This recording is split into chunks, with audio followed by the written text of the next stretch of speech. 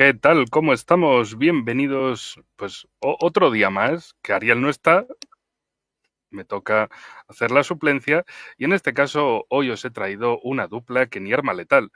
A Tadeo Castiglione por un lado y Carlos Mamani, que justo se ha incorporado, nada, mientras estaba ahí la cuenta atrás, le dije, estamos aquí, entra cuando puedas, que ya empezamos porque el disparador nos dice, tenéis que empezar. Así que aquí estamos, hoy doble programa con vosotros dos, también emitiendo en El Espía del Telón, mi canal.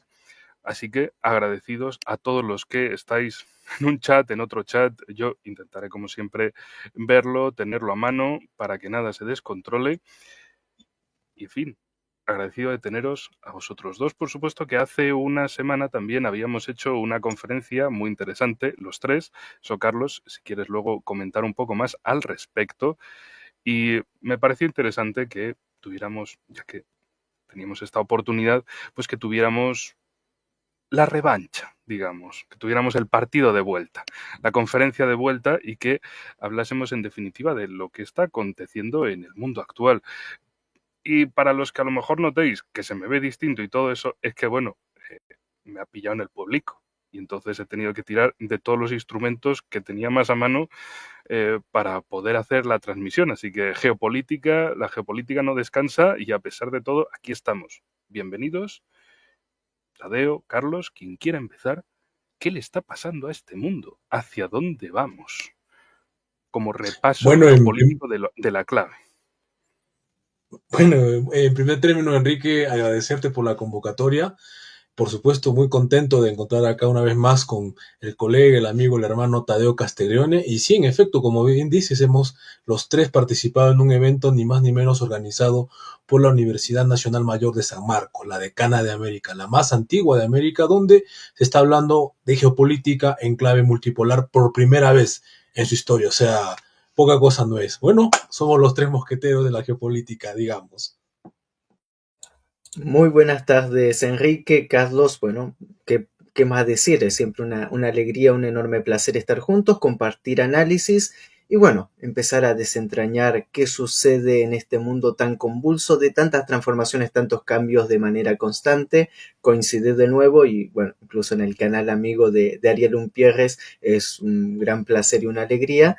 Y bueno, un saludo a toda nuestra audiencia que nos está escuchando y esperamos poder aportar el granito de arena como siempre para entender un poco la dinámica global, los últimos acontecimientos y qué esperar en medio de estos cambios continuos. Pues no sé si me estáis escuchando o no, pero es que se me ha congelado la imagen, o por lo menos yo aquí me veo congelado. Pero bueno, por lo menos Sí en te un escucho. congelamiento. Vale, vale, bueno, si se me escucha, ahí es lo importante. De hecho, quería remarcar que precisamente Tadeo ya había estado en el canal de Ariel, es caserito de el canal de Ariel Umpierrez, y creo que Carlos, tú también, ¿no? No, aún no, pero sí hemos trabajado con Ariel en diversos proyectos académicos para la Universidad Nacional de Cajamarca, para el Centro Regional de Estudios Internacionales de Nicaragua, así que hemos tenido siempre una muy buena relación, digamos, de difusión, ¿no? De asuntos internacionales, geopolítica. Así que es un honor. Perfecto, bueno, pues le mandamos un saludo en la distancia, allá donde esté, en la bella hispanidad o más allá, le Por mandamos un supuesto. saludo a Ariel y que la próxima también te invite directamente y estéis ahí echando un mano a mano.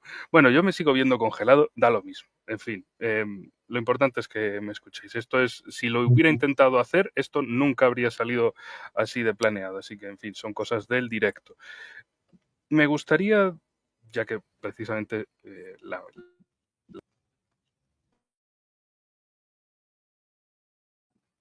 Enrique, se muteó tu audio.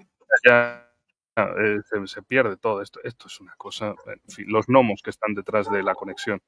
Pero si se está Gajes del escuchando, oficio, gajes del oficio. sí, sí, sí.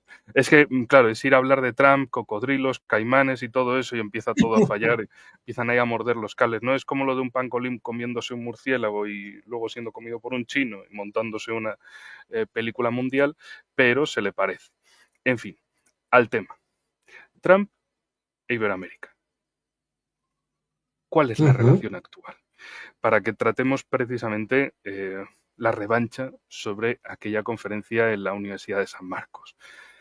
Trump sigue haciendo movimientos, evidentemente. De hecho, ahora no solo estaba recibiendo una carta de Netanyahu de proposición, nada más y nada menos que del Nobel de la Paz. Bueno, que aunque siendo Trump dirá, pues ¿por qué me das uno? Dame 5. Dame 5 Nobel de la Paz, hombre, ya me los dejas de oferta, porque yo gano mucho, ¿no? Entonces, pues ala.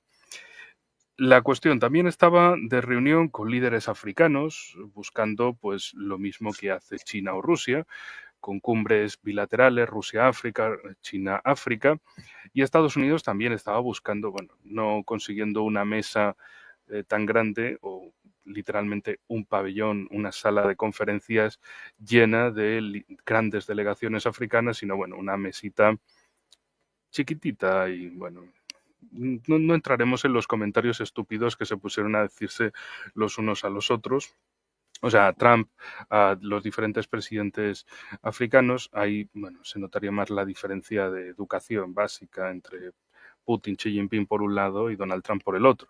Pero la cuestión, el enfoque de hoy es América, Iberoamérica o Latinoamérica, como cada uno prefiera tratarlo, llamarlo. ¿Qué pasa ahora con este Trump? Y adelante, cualquiera de los dos, por favor. Si yo desaparezco, no os preocupéis. Le habré dado a salir, entrar, para ver si, bueno, se resetea la imagen.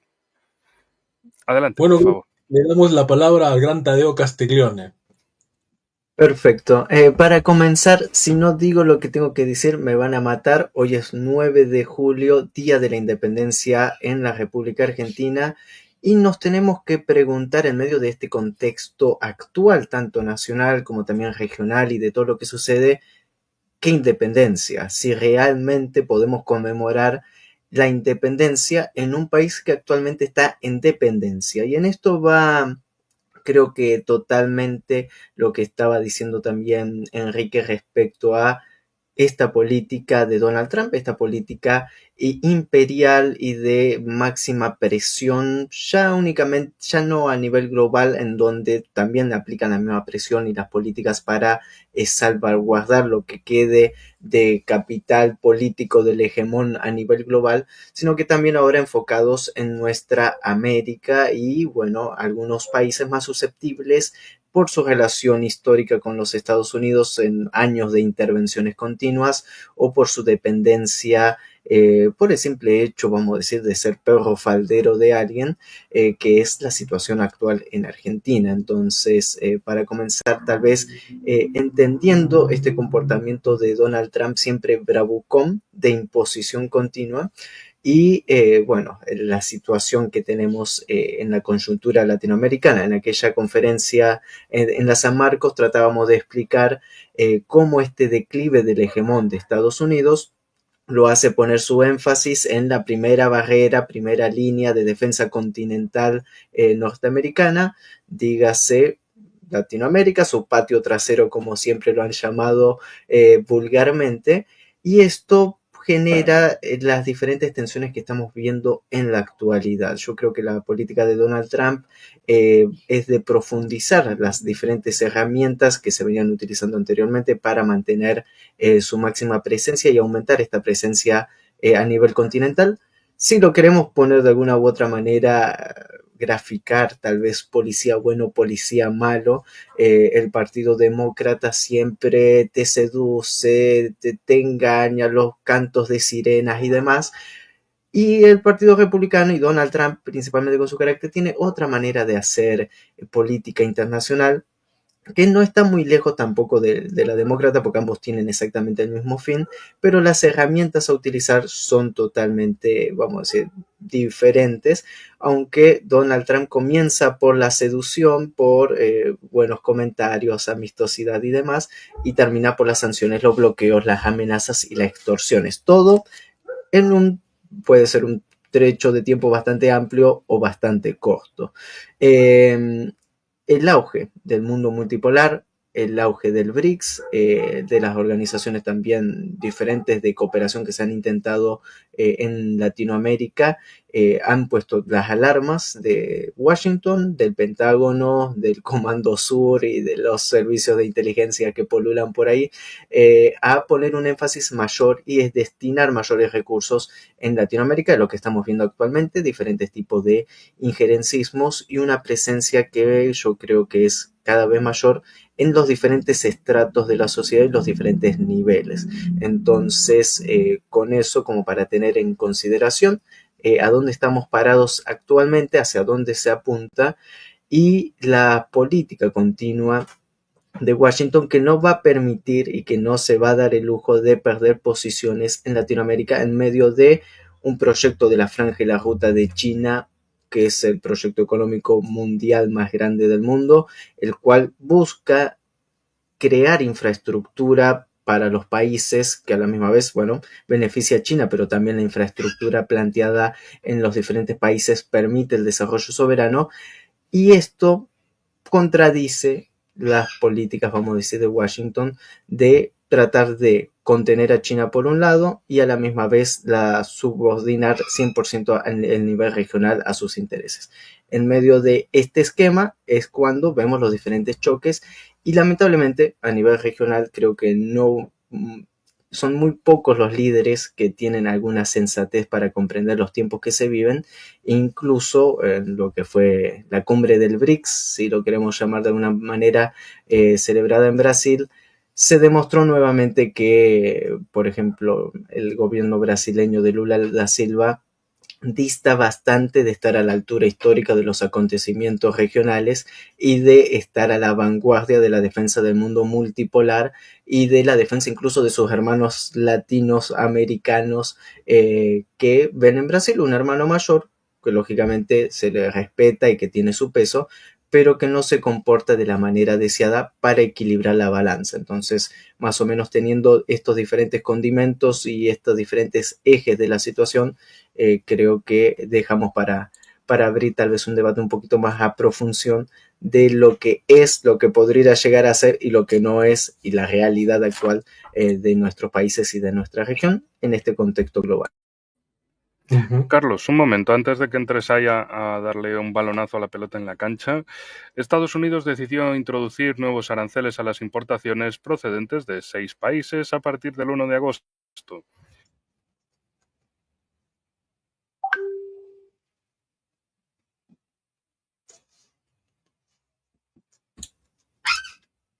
Enrique, ¡Ay, Dios mío!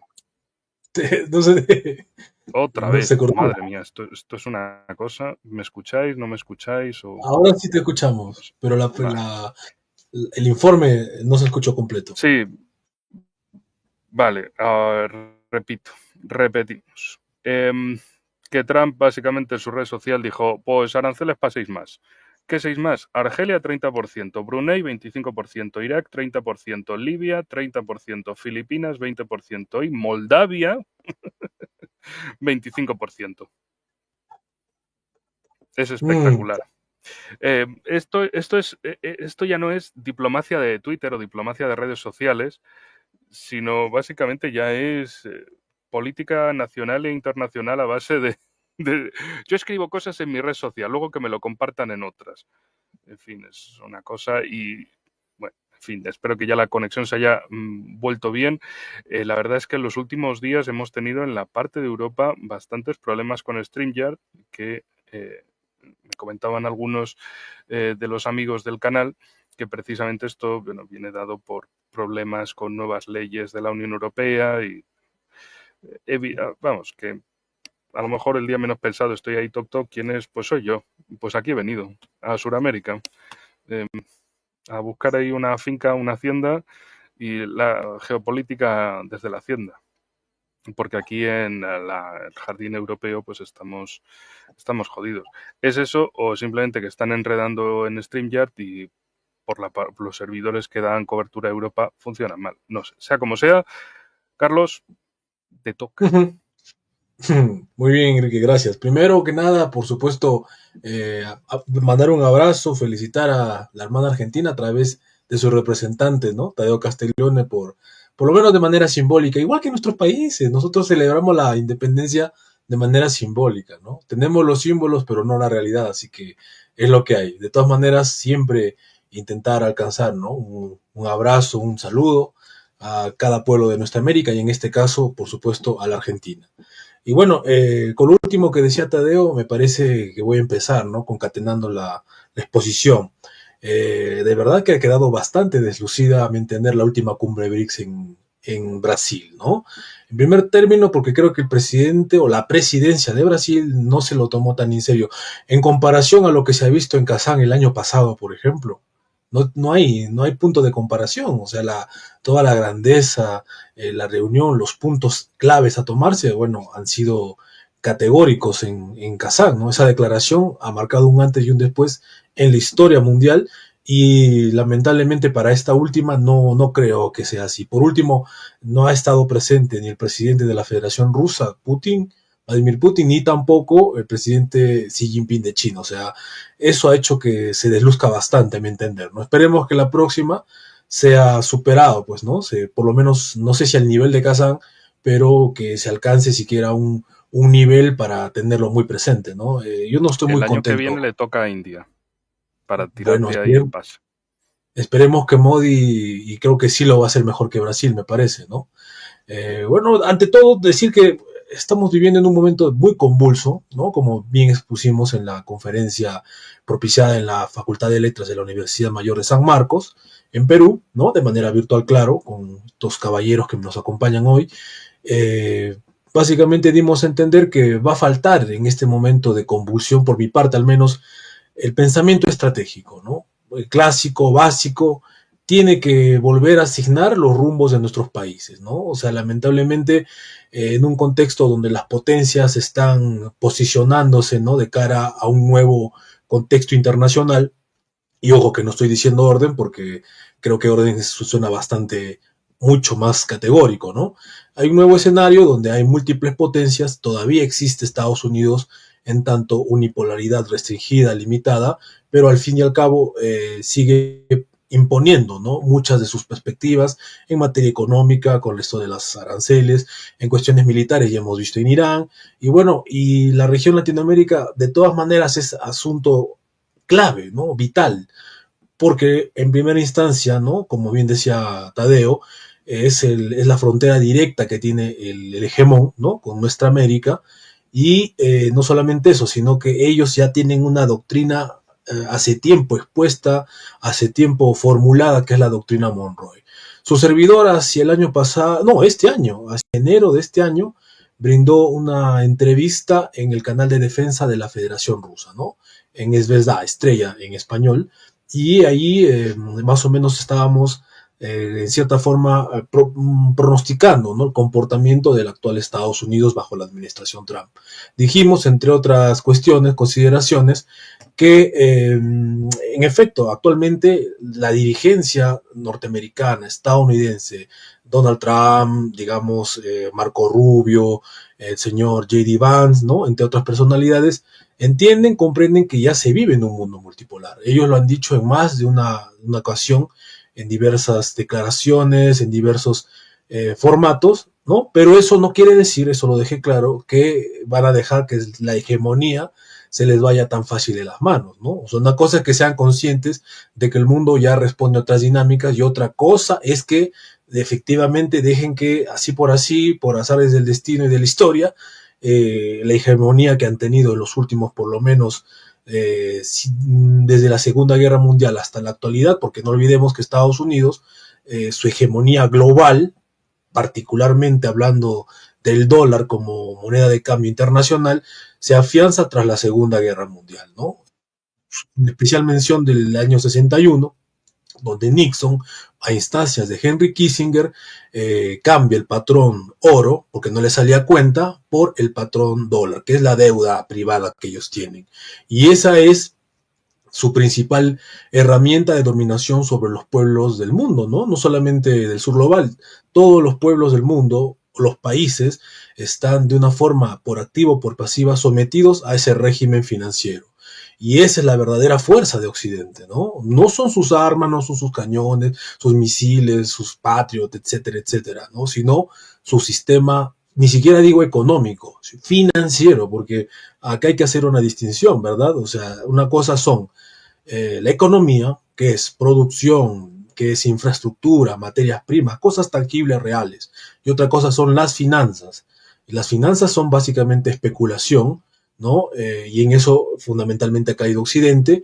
Y hay un nuevo mundo que está emergiendo en torno a los BRICS, a mi entender todavía de manera muy incipiente, de manera bastante, por decirlo de un modo, en ciertos aspectos deficientes, ¿no? O sea, recientemente, hace un par de días, vi una entrevista magistral que le hicieron a don Pepe Escobar, ¿no? Este analista brasilero a quien yo al menos tuve el honor de conocer el año pasado en la conferencia multipolar allá en Moscú, y creo que Enrique lo conoce más, ¿no? Dijo algo muy importante para un medio mexicano, donde básicamente él daba a entender de que ante la actual situación donde Occidente básicamente está en un intento de anular sistemáticamente adversarios geopolíticos, tomó Pepe Escobar las palabras del profesor Alexander Dugin, que hace 2 semanas aproximadamente, lanzó unas reflexiones donde decía que efectivamente los BRICS tienen que dejar de ser un espacio de solamente gente educada, que hable de negocios, que hable de comercio, etcétera, y que tiene que tomarse más en serio asuntos de seguridad y defensa, ¿no? Eso textualmente lo retomó Pepe Escobar para dar cuenta de la situación actual en que estamos. Y en efecto, yo soy alguien completamente convencido que no se puede negociar con un Occidente que lo último que le interesa es la negociación, ¿no? Estamos viendo cómo se está recrudeciendo los asuntos, las problemáticas en Ucrania, ¿no? Como que si ya se va a reanudar dentro de poco también la cuestión en Oriente Medio, porque los que ya han pensado que esto ha quedado allí en tregua, bueno, no han entendido mucho del tema. Y el Indo-Pacífico, que también es un pronto objetivo a batir por parte de Occidente. En ese contexto, los pueblos de nuestra América tenemos, bueno, pues que jugar bien nuestras cartas, ¿no? En lo personal considero que deberíamos llevarnos bien con todos, ¿no? Por lo menos con aquellos que realmente consideren que podríamos hacer o fomentar algo en común, ¿no? Realmente está bien. China, por ejemplo, en el Perú, en Latinoamérica, tiene 32% de inversiones, o sea, ha superado ampliamente a Estados Unidos, que otrora era el mayor inversor y ahora se ha relegado a un 15-17%, ¿no? El solo hecho de que existe el puerto de Chancay en el Perú, de que se haya hecho frente a las narices de los norteamericanos, esa es una señal muy fuerte de que efectivamente influencian la política exterior peruana, pero no la determinan, ya no lo controlan como antes, ¿no? O sea, eso es un ejemplo tácito, pero no quiere decir eso tampoco que todo va a correr de maravilla, ¿no? En esta conferencia en la Universidad Nacional Mayor de San Marcos también mencionábamos de que el puerto de Chancay representa, sí, una gran oportunidad para el Perú, y no incluso solo para el Perú, para toda nuestra Sudamérica, como no, ¿no? Por supuesto, es una conexión vital, ¿no? Dentro de lo que es las grandes rutas comerciales del siglo XXI, que está encabezado por China, claro, pero nosotros no solamente deberíamos interpretar esto como un hub, ¿no? Para que lleguen productos del Asia y para que se envíen productos de Sudamérica al Asia. O sea, nadie se va a desarrollar solamente promoviendo el comercio, ¿no? Es una ayuda muy importante, por supuesto, son fuentes de ingreso vitales para un país como el Perú, pero necesitamos también desarrollar capacidades productivas, desarrollar poder nacional, ¿no? Y eso se hace con lo de siempre, ¿no? Con industria, con manufactura, por lo menos básica, para no toda la vida estar mandando piedras y paltas, digamos. Y en este contexto prácticamente está toda nuestra región, mientras las grandes potencias, ¿no? Rusia, China, el propio Estados Unidos están esquematizando, proyectando, ¿no? Todo un plan estratégico para el siglo XXI. La propia África es sorprendente también, que incluso me parece a mí que en muchos términos lo tiene más claro que nuestra región. El Asia ni qué decir, ¿no? Entonces, lamentablemente en nuestro espacio, en nuestra América de habla hispana, no hay ninguna voz, digamos, un liderazgo. Todos aquellos liderazgos que en su momento existieron, digamos, ¿no? Como intentos, que todavía existen, como intentos, como símbolos de integración sudamericana, latinoamericana. Bueno, yo creo que son brindis al sol en la medida de que nunca han logrado nada concreto. ¿Qué es de la UNASUR? ¿Qué es del Mercosur? Básicamente han sido intentos de integración, pero que por hacer primar consideraciones de índole ideológico y no estratégico y de realidad se han terminado desarmando. Entonces, estamos básicamente en la región Latinoamérica y ven, digamos, de las corrientes que mueven las grandes potencias del siglo XXI, ¿no? Ese es nuestro gran defecto, nuestro gran error, pero bueno, consideramos que en algún momento surgirán fuerzas políticas a la altura del siglo XXI que puedan dar frente a este nuevo contexto en el que se está viviendo, donde los intereses nacionales, la soberanía va a retornar con una gran fuerza y quien no puede estar a ese nivel, lamentablemente, muy bien no la va a pasar. Pues antes de pasarte la pelota a Tadeo, un par de balonazos informativos. Lo siento que yo siempre, todo el mundo sabe que yo soy de estar compartiendo un montón de cosas, pero hoy por la parte técnica prefiero no tocar mucho esto. Y bueno, si me veis que estoy así distraído, no estoy distraído, estoy buscando pelotazos informativos para seguir con las jugadas. Bueno, una que tiene que ver con Panamá. Eh, a ver, es una noticia que si la interpretas con lo de, sí, las rutas de la droga, ya, ¿y quién consume la droga? Bueno, pues tened esto en mente. La Unión Europea decidió retirar a Panamá de la lista de países con alto riesgo de blanqueo de capitales, informó el Ministerio de Relaciones Exteriores del país centroamericano. El comunicado dice, al haber demostrado avances técnicos significativos, así como el resultado de una ofensiva diplomática ante la Unión Europea, finalmente el país ha logrado ser excluido de la lista. Este logro del gobierno del presidente José Raúl Mulino hace justicia con la reputación del país y abre puertas a la inversión extranjera directa proveniente de Europa. Y termina diciendo la nota de la agencia TAS, la presencia de un país en la lista no implica la imposición de sanciones contra él, pero los bancos que operan en la Unión Europea deben vigilar las transacciones financieras en las que participan personas físicas y jurídicas de los estados incluidos en la lista. Es como, ay, ¿qué cosas hace Panamá? Ah, sí, ¿quién hace estas cosas en Panamá? Por eso os decía lo de unos producirán, pero otros consumirán. Y, bueno, precisamente si había ese negocio en Panamá era porque alguien estaba interesado en hacer de Panamá un paraíso fiscal o un paraíso del, bueno, acordaros de los Panama Papers, por ejemplo, de años atrás, todo el escándalo que hubo.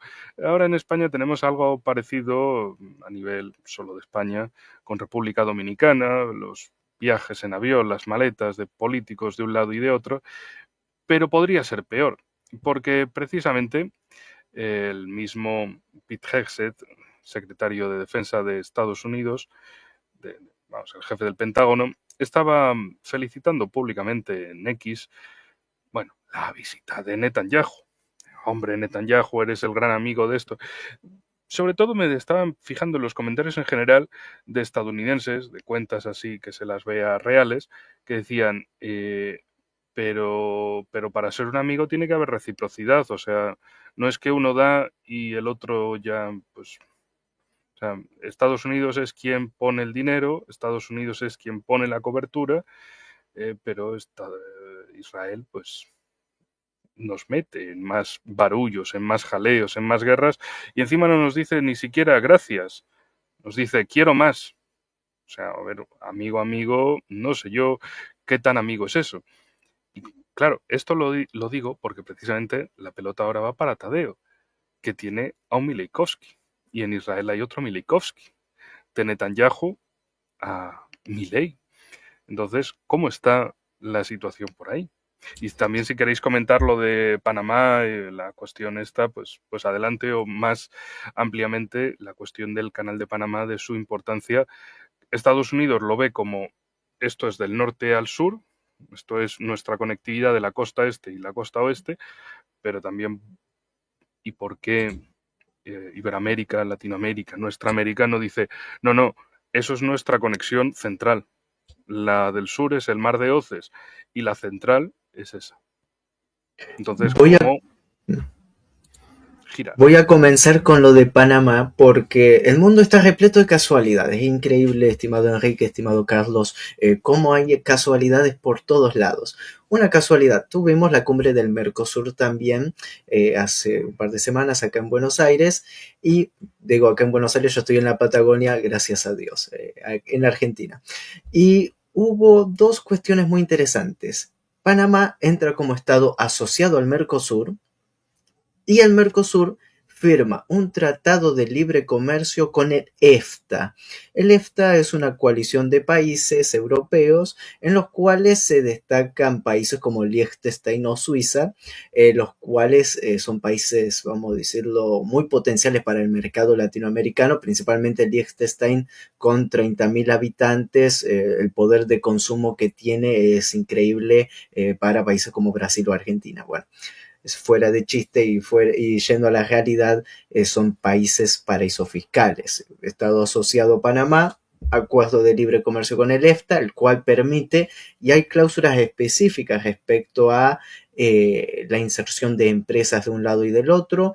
Entonces, bueno, ahí hay alguna maniobra no menor en medio de algunos posicionamientos que tienen que ver con cómo se financia la política, cómo se blanquea el dinero de, como dijo Enrique Ladroja, y otras cuestiones y otros negocios no muy claros y transparentes, que es parte también, lamentablemente, de lo que somos víctimas en nuestros diferentes países. Justamente también en esta semana un grave escándalo en Argentina con respecto a que un agente del Servicio de Inteligencia de Argentina viaja a Miami, vuelve a Argentina y no permite declarar 20 valijas, 20 bolsos repletos de no se sabe qué, que trajo a la Argentina libremente con la vista buena y con la veña del gobierno nacional. Un agente de inteligencia muy cercano al gobierno argentino y muy amigo de todas las estructuras y del aparato del poder. Bueno, algunas cuestiones interesantes para hacer un seguimiento. Ahora ya que entramos directamente a la Argentina, Milei Koski, buena definición porque recordemos que dentro de la cultura del engaño, el cambiarse el apellido y toda esa parafernalia que tienen algunos estados con tratar de simular algo que no son. Un momento, Tadeo, es que acabo de ver nota de, o sea, tiene que ver precisamente con el tema, pero es eh, Donald Trump, pelotazo a la cara a Brasil, básicamente. Bueno, balonazo, pero fuerte.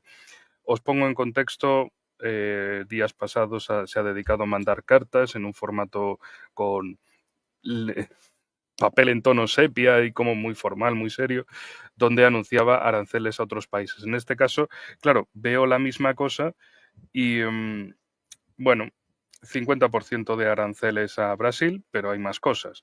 Días atrás hizo un tuit, creo que lo comentamos aquí en tanto en el canal de Ariel Umpierrez como en el mío, en el Espía del Telón, donde, bueno, es que como me vaya más atrás, al final acabamos al borde de los tiempos. Donald Trump le hizo a Netanyahu entró en modo no Moragón. No nos enredemos demasiado, no nos enrollemos como las persianas. Bien, ¿recordáis el mensaje de Trump diciendo Netanyahu está sufriendo una caza de brujas, hay que darle la liberación porque su corrupción, tonterías, denle el indulto? Hace menos días escribió un mensaje parecido sobre Bolsonaro, de que Bolsonaro, pobrecito, que había estado sufriendo, de hecho creo que fue el mismo lunes, este lunes, el 7, en plena cumbre de los BRICS, y que Lula da Silva también le respondió, le dijo, vamos a ver, somos un país soberano, ¿qué cojones estás diciendo tú, Trump? O sea, de qué... Pues Trump ha seguido, o sea, el tonto sigue cuando el camino ha terminado. La carta sigue diciendo que conocí y traté con el expresidente Jair Bolsonaro, lo respeté mucho, al igual que la mayoría de otros líderes de países, la forma en que Brasil ha tratado al expresidente Bolsonaro, un líder muy respetado en todo el mundo durante su mandato, incluido por Estados Unidos, bla, bla, bla, es una desgracia internacional, este juicio no debería llevarse a cabo, es una caza de brujas que debería terminar inmediatamente. Y debido a los insidiosos ataques de Brasil a las elecciones libres y a la libertad de expresión fundamental de los derechos de los estadounidenses, como lo ilustra últimamente la Corte Suprema de Brasil, que ha emitido cientos de órdenes de censura secretas e ilegales a las plataformas de redes sociales de Estados Unidos, amenazándolos con multas millonarias y desalojo de redes sociales brasileñas del mercado y desalojo de las redes sociales del mercado brasileño, mejor dicho. A partir, o sea, está en una calidad bajísima y me estoy dejando los ojos para leerlo, lo siento. Que bueno, a partir, tirirí que te vi. A partir del 25 de agosto cobraremos un arancel del 50% en todos y cada uno de los productos brasileños enviados a Estados Unidos, separados de todos los aranceles sectoriales. Los bienes transbordados para evadir esta tarifa del 50% también estarán sujetos a esa tarifa más alta. Además, hemos tenido años para discutir nuestra relación comercial con Brasil y hemos concluido que debemos alejarnos de la relación comercial de larga data y muy injusta engendrado por las políticas arancelarias y no arancelarias de Brasil y las barreras comerciales. Nuestra relación tiene, lamentablemente, ha estado lejos de ser recíproca. Por favor, comprendan que el número del 50% es mucho menor de lo que necesita para tener el nivel de juego. Creo que campo que debemos tener con su país y es necesario tener esto para rectificar las injusticias del régimen actual. Como sabe, no habrá aranceles si Brasil o las empresas dentro de su país deciden construir o fabricar un producto dentro de los Estados Unidos y, de hecho, haremos todo lo posible para obtener aprobaciones de manera rápida, profesional y rutinaria, o en otras palabras, en cuestión de semanas. Y, de hecho, hay otra notita más. A ver. Si por alguna razón deciden aumentar sus tarifas, Dios mío, me subo esto y me desaparezco de la cámara, da igual. Si por alguna razón decide aumentar sus tarifas, entonces, o sea, sus aranceles, perdón, un false friend, entonces, sea cual sea su número que elija aumentar, se agregarán al 50% que cobramos. O sea, os ponemos el 50%, que vosotros ponéis el 50%, pues nosotros sumamos el 50 más el 50. ¡Hala! Por favor, comprendan que estas tarifas son necesarias para corregir los muchos años de políticas y comercio arancelarios y no arancelarios de Brasil, causando esos déficits comerciales insostenibles contra los Estados Unidos. Este déficit es una gran amenaza para nuestra economía y, de hecho, para nuestra seguridad nacional. Además, debido a los continuos ataques de Brasil a las actividades de comercio digital de las empresas estadounidenses, así como otras prácticas comerciales desleales, estoy dirigiendo al representante comercial de Estados Unidos, Jamieson Greer, el inicio de inmediato de una investigación de la sección 301 de Brasil. Si desea abrir sus mercados comerciales hasta ahora cerrados a los Estados Unidos y eliminar sus políticas arancelarias y no arancelarias y barreras comerciales, quizás consideraremos una adaptación a esa carta. Estos aranceles pueden modificarse al alza o a la baja según nuestra relación con su país. Nunca se decepcionarán de la relación con Estados Unidos. Y como siempre, gracias por su atención y todo eso. Nunca estarán desagradados decepcionados con los Estados Unidos. Es la última frase. Y todo esto Trump lo pone básicamente en su red social, en Truth Social. Ahora mismo lo he visto hace 13 minutos. Entonces me parecía un elemento muy interesante y lamento no poder traeroslo aquí. En fin, ya veis cómo está la cámara y cómo está mi conexión. Pero es muy interesante. No menciona los BRICS. Porque algunos ya estaban comentando en el chat los BRICS. No menciona Trump en ningún momento de estas cartas de hoy y de ayer y antes de ayer, del 8 y del 7 de julio, no menciona los BRICS en ningún momento. Lo que menciona es el tema de déficit comercial. Vamos, que Estados Unidos le compra más a Brasil de lo que Brasil le compra a Estados Unidos. Eso para Trump, injusticia. Si fuera al revés, de puta madre.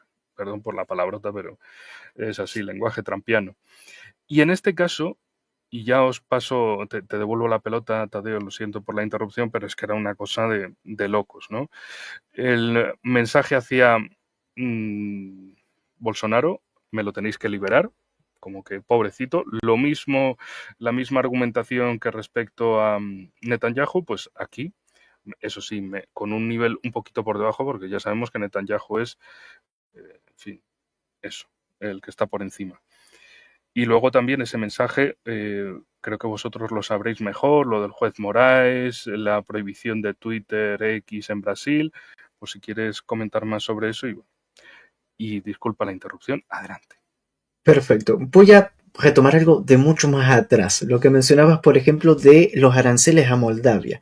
Imaginemos si al perro más rastrero que puede existir dentro de la Unión Europea, como es Maya Sandu, y de todos los favores que hicieron para terger todas las manipulaciones electorales en Moldavia, que ganaron la elección con el voto exterior, que nadie comprueba los votos, le encajaron un arancel del 30% a un aliado estratégico para ellos en la ofensiva en contra de Rusia.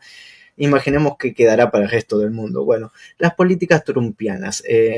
Igual vamos a un paréntesis, después vuelvo a Latinoamérica, pero para tener en consideración que toda la lista de aranceles, más allá de ser países que él justifica desde la balanza comercial, fijémonos que tiene un gran sentido de ataque en contra de países que se están asociando con el mundo multipolar y también principalmente en el sudeste asiático. Lo que se está haciendo en el sudeste asiático hay que prestar mucha atención con todas las barreras de aranceles, países como Indonesia, Malasia, que están haciendo una jugada independiente muy certera, muy soberana dentro de la ASEAN. Bueno, se las sanciona, se las mantienen esta tarifa de aranceles muy altas, como también meterle presión para arruinar la buena vecindad con China y a la misma vez también sembró la discordia, la semilla de discordia con Vietnam, al cual lo deja por afuera de las tarifas de aranceles como para crear quiebres adentro de la ASEAN. Bueno, para también entender la magnitud y las políticas que no únicamente son caprichos de la locura de Donald Trump, sino que también responde a una dinámica claramente determinada. Y bueno, la injerencia directa en Brasil, más que condenable, y el aparato. Ahora defiende a la red social de Elon Musk, X, Twitter, lo que sea, pero vamos a ver si en el próximo discurso recorta esa parte seguramente Donald Trump con los diferentes reposicionamientos que está teniendo Elon en las últimas semanas, los cuales son muy llamativos. Volviendo tal vez al tema anterior y sin querer robar mucho más tiempo para que también Carlos nos pueda comentar un poco más respecto a esto, el tema que hablabas de Mileikovsky, Netanyahu y la influencia que se está teniendo bastante dentro del aparato sionista en Argentina. Bueno, hay temas que dentro en Argentina algunas ramas de los periodistas en internacional decimos esto no se habla, esto no se toca. El tema respecto a la influencia total que se tiene en la manipulación del Estado argentino por parte de Israel es un hecho tangible, real, no ficticio, dentro de todas las áreas que quisiéramos analizar, desde la administración de los recursos naturales, esto lo mencionamos y Ariel siempre lo menciona, la presencia de la empresa Mecorot en Argentina, que prácticamente toda la cordillera de los Andes, con todo el agua proveniente del deshielo, está bajo el control y administración total de esta empresa. Acuerdos que se firmaron hace poco entre Elstein, que es el principal economista del gobierno argentino y tutor de Milei en muchas de sus políticas económicas, está comprando propiedades, tierras y absolutamente todo lo que haya que el Estado venda, y entre ellos también compra recursos acuíferos de la provincia de Mendoza, que años anteriores hasta habló de su propia independencia, para tejer tal vez un panorama interesante que va desde los recursos naturales, su importancia, la diferente presencia militar de Israel en Argentina, con soldados en reserva recorriendo la Patagonia, observando diferentes posiciones, incendios forestales que difícilmente se pueden explicar. Hay muchas cuestiones que hay que tener en consideración.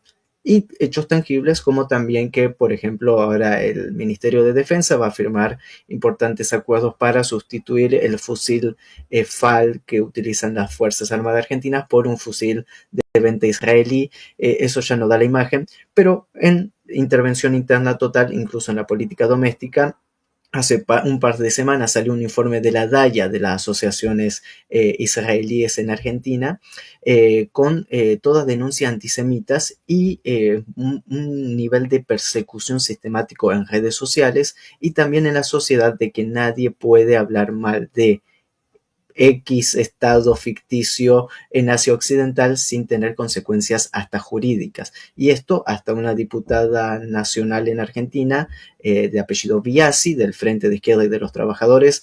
No estamos a favor del Frente de Izquierda y de los Trabajadores, pero fue sancionada judicialmente a pagar multas y demás, y hasta se la quiere echar del Congreso por su política a favor de Palestina, en contra del genocidio en la franja de G. Bueno, todas estas cuestiones nos llevan a tener presentes de que Argentina está siendo víctima de un escenario geopolítico, de una opción B de un Estado, y que también esto tiene mucho que ver desde una perspectiva económica, también estratégica, en los diferentes posicionamientos que se está teniendo y que pone en riesgo gravemente la soberanía actual de Argentina, todas estas influencias y todas estas cuestiones que más que influencias son actores reales, palpables y que tienen mucho que ver en el decir político actual. Pues muchísimas gracias. Adelante, Carlos. Gracias, Enrique. Y bueno, gracias por el pase, Tadeo. Bueno, yo creo que con esto de lo que se está viendo, los desbarajustes en el denominado y oleado y sacramentado libre mercado, se está viniendo abajo con todo lo que Trump está haciendo. O sea, por muchas décadas nos dijeron, ¿no? Nos hablaron desde el norte global, desde estos espacios, ¿verdad?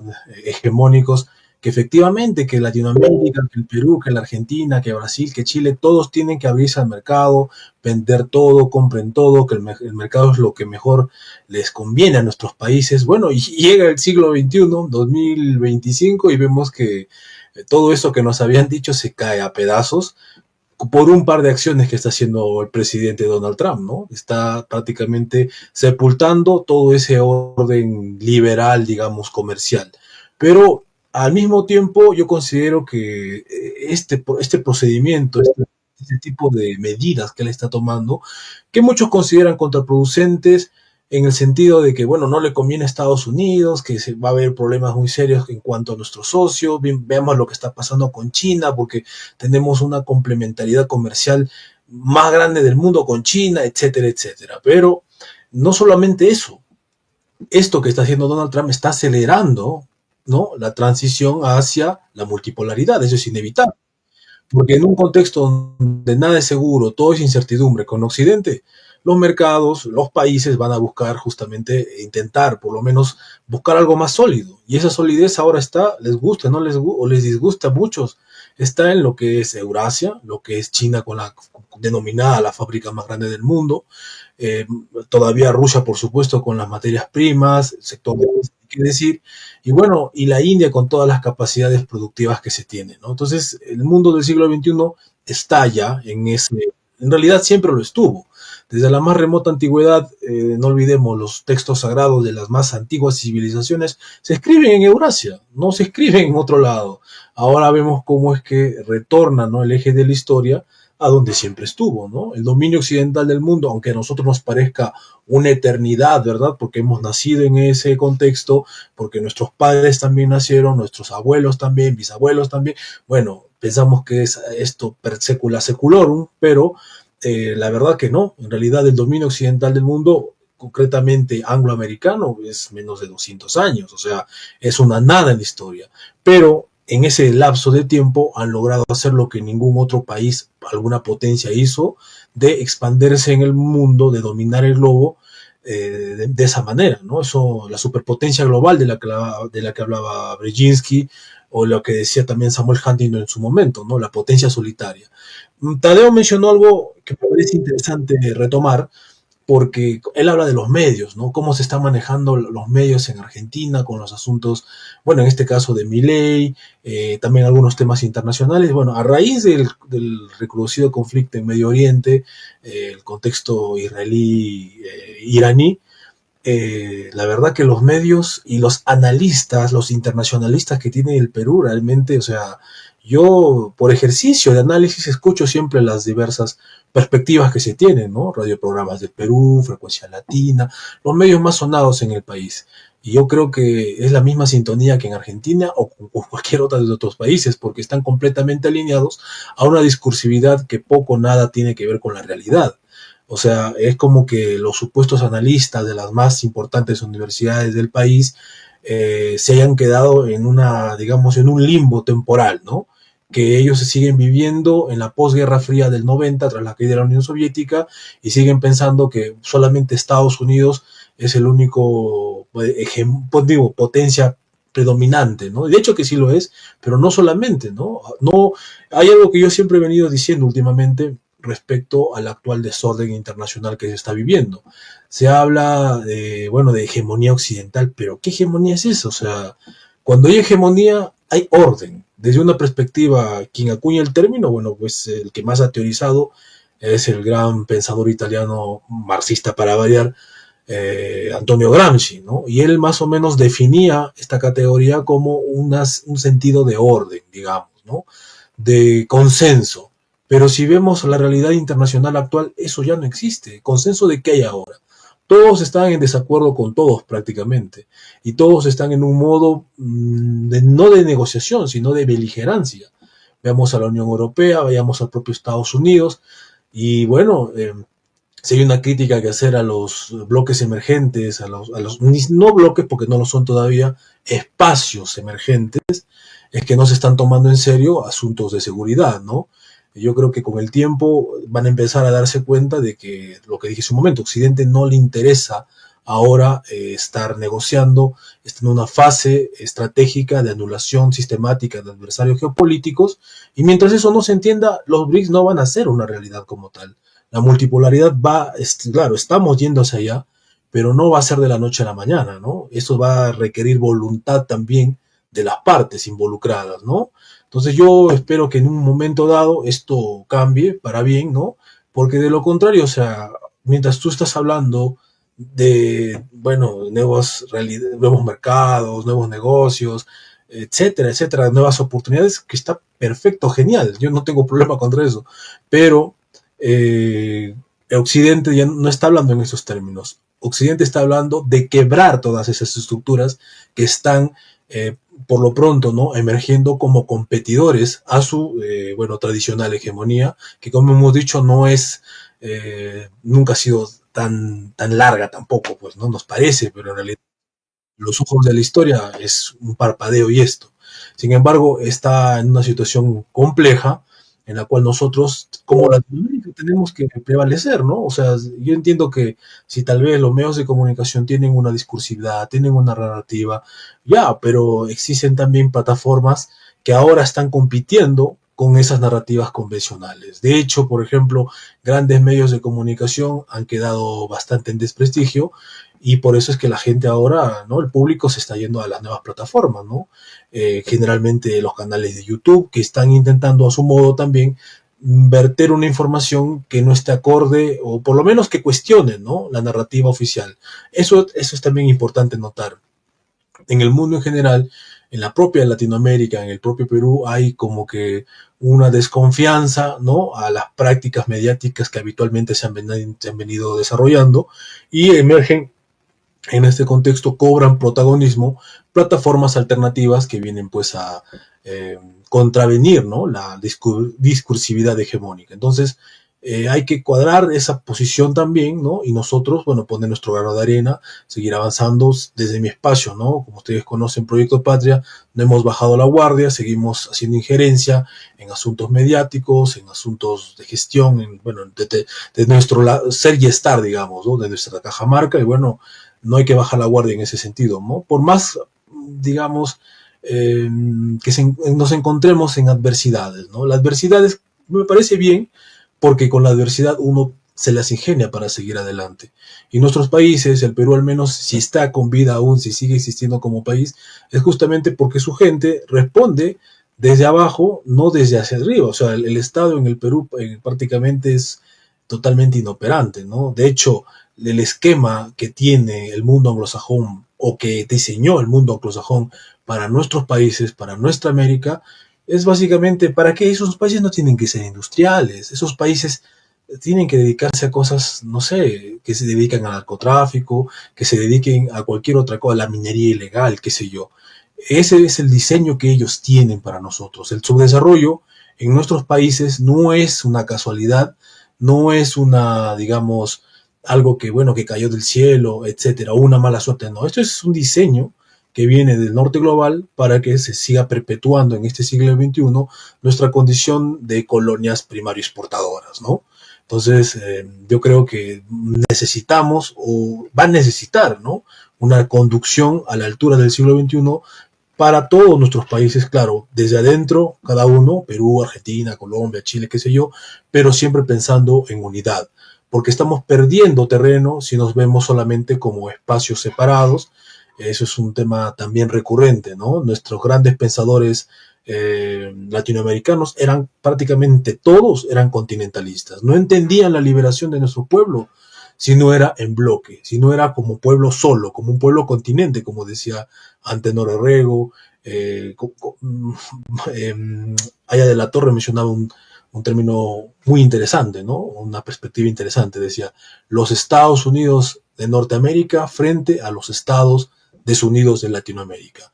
Si hay alguna solución para nuestras problemáticas o empezar a hacerlo, es justamente entender que sin integración continental, bueno, no sé qué va a quedar de nosotros de acá a 50, 100 años, ¿no? En un momento de competencia estratégica entre las potencias.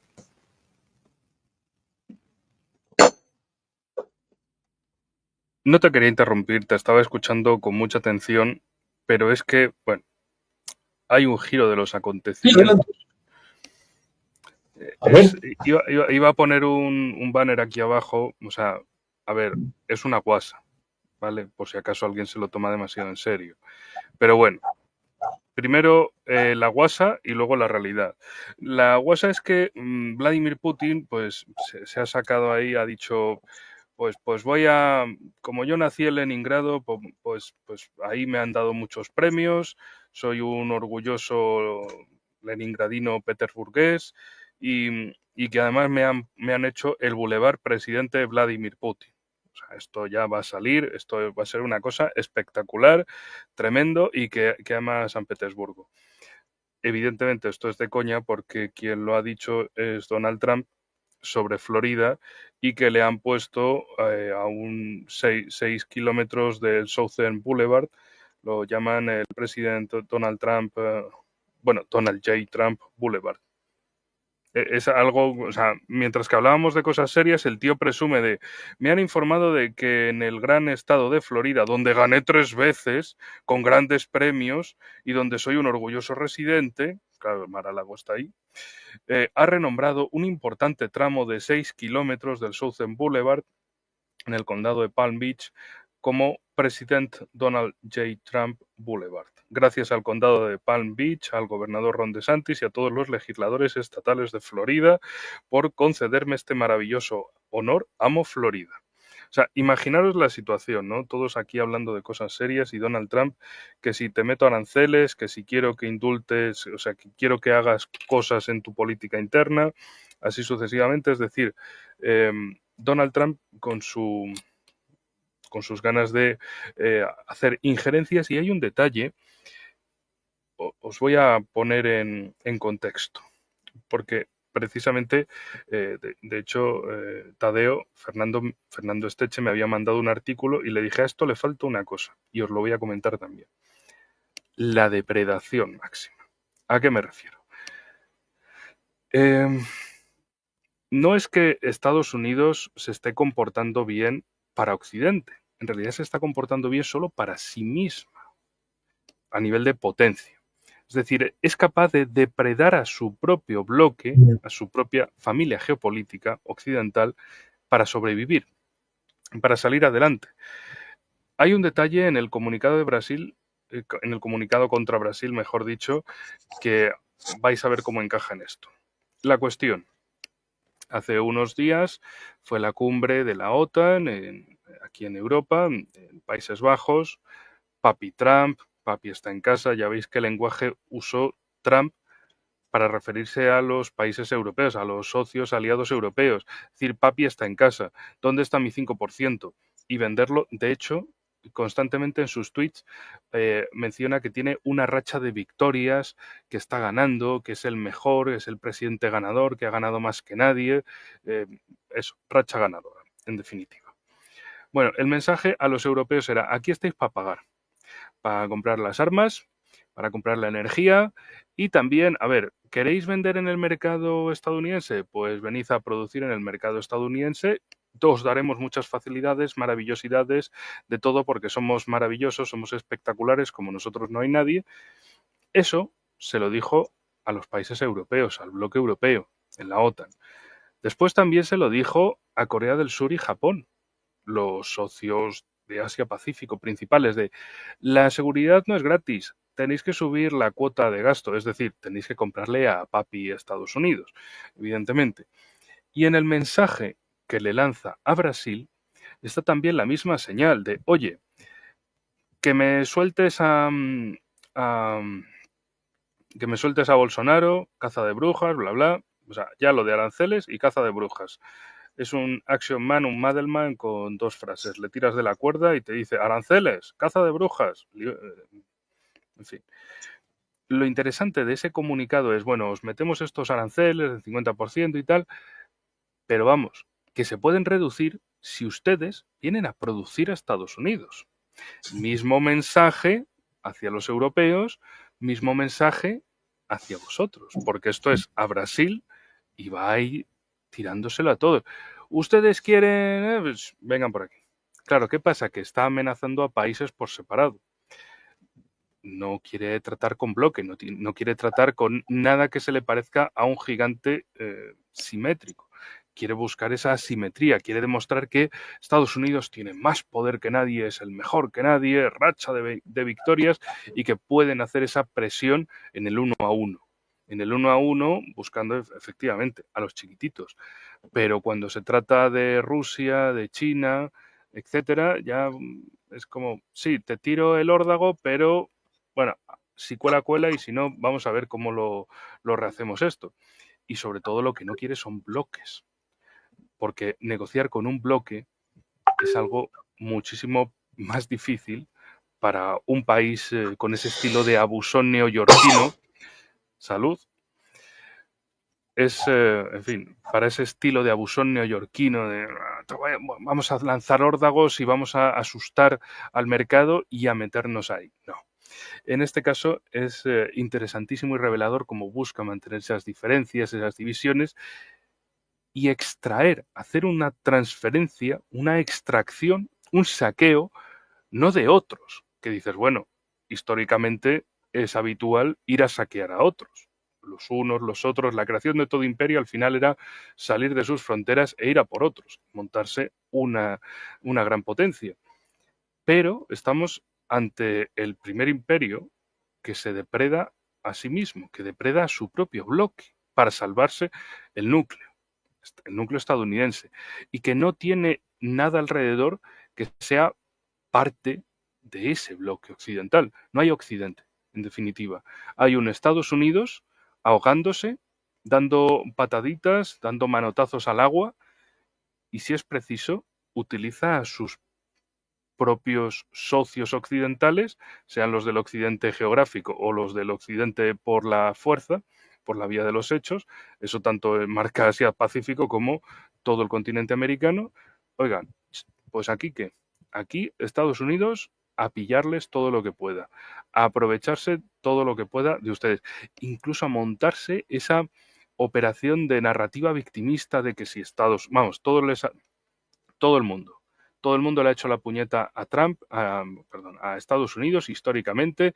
Todos han estado tomando decisiones para fastidiar a Estados Unidos en los últimos 50, 60 años. Es una cosa espectacular. Así que con esto me gustaría devolveros la pelota de ese sentido predatorio de un Estado, pero esto, ojo, que no es con Trump, Ujú. esto ya lo empezó, para no irnos muy lejos, esto ya lo empezó Biden. A partir de la operación especial militar rusa en Ucrania, lo que le dice a los países europeos es, la energía, o sea, si se la compráis a Rusia, es dependencia. Si se la compráis a Estados Unidos, más cara, es independencia. Una jugada narrativa espectacular. Y luego, oye, vosotros entregad el armamento y luego le compráis a papi Estados Unidos más armamento. Y además, miren, vamos a darle facilidades para que las empresas europeas, particularmente la industria alemana, recoja las maletas de Centro Europa y se vayan para Estados Unidos. Esto con Biden. Lo intentaban encubrir con, bueno, narrativa de valores comunes, esto es lo... Trump ya dice, mira, a la mierda. Esto es bueno para mí, punto. Aquí queremos hacer una Estados Unidos grande de nuevo, ya está. Ustedes no nos importan. Dice, y con ese mensaje, y ya de verdad con esto termino, que sé que me enrollo. O sea, no es que diga, vamos a estar todos mejor, el ganar, ganar, el crecer juntos, intereses compartidos, beneficios mutuos. No, no. Aquí queremos ganar nosotros. Aquí hablamos de paz mediante la fuerza. Aquí hablamos de nosotros mandamos y el resto, orden mundial basado en reglas. Orden mundial donde Estados Unidos, potencia unipolar, dice, no, no, este unipolarismo que cada vez se desmorona más, no, esto tiene que resurgir. Y si hay que devorar al propio Occidente o a ese propio bloque occidental, lo devorará para hacerse grande y volver a la arena de juego. Y eso, efectivamente, también os pone en la picota. Adelante, Tadeo. Como siempre, comienzo de atrás para adelante. Un comentario muy interesante de que qué hubiera pasado si Lukashenko hubiera decidido en la principal avenida de Minsk poner la avenida Alexander Lukashenko. Eh, Estaríamos delante de un líder autoritario, megalómano, una persona, un dictador. Bueno, así es la doble vara para medir, que es bastante interesante porque siempre hay que tener en consideración porque los Trump lovers y todas las personas que lo siguen caen y pecan, no sé si de ingenuos o de tontos o un poco de todo, en estas políticas populistas, además, pues, desde el vamos y que no cambian absolutamente nada en la realidad y que también, como diríamos en Argentina, nos demuestra que Donald Trump está en un cumpleaños, es decir, mientras dice una cosa internamente festeja otra, es muy contradictorio y muy llamativo esa manera de hacer política. Retomando el camino de las sanciones y lo que bien comentabas de que es la depredación de los mismos, algunos países que tal vez tienen algunas luces porque tienen importantes recursos, se empezaron a dar cuenta de estas diferentes jugadas y son algunas de las que están en la mira. Yo quisiera destacar, hubo una cumbre en Suiza de la ASEAN más 3, en los cuales estaban todos los ministros de economía de los países ASEAN, más y de los bancos centrales de los países de la ASEAN, del sudeste asiático, más 3 países, China, Corea del Sur y Japón. Y Corea del Sur firmó con China aumentar el intercambio comercial en monedas nacionales, firmó con China aumentar el comercio bilateral, lo cual es potencial, y también solucionar los mecanismos dentro de la ASEAN, dentro de China y de Corea del Sur. Japón, si bien estaba en la cumbre, quedó un poco más aislado. Yo personalmente, entre paréntesis, Japón desde el 45 es una colonia, Corea del Sur también, es muy difícil la soberanía y la autonomía que puedan tener estos países, cierro paréntesis, Japón no estaba de acuerdo con todo lo que se estaba afirmando, pero Corea del Sur sí. Y esto tiene que ver porque el capital chino en Corea del Sur industrial y el capital surcoreano también en el comercio con China están en uno de los mejores niveles desde el aspecto histórico, y a la misma vez el nuevo gobierno de Corea del Sur trata de regular las relaciones con China para mantener buenas relaciones y a la misma vez tratar de abrir el camino hacia el diálogo con Corea del Norte.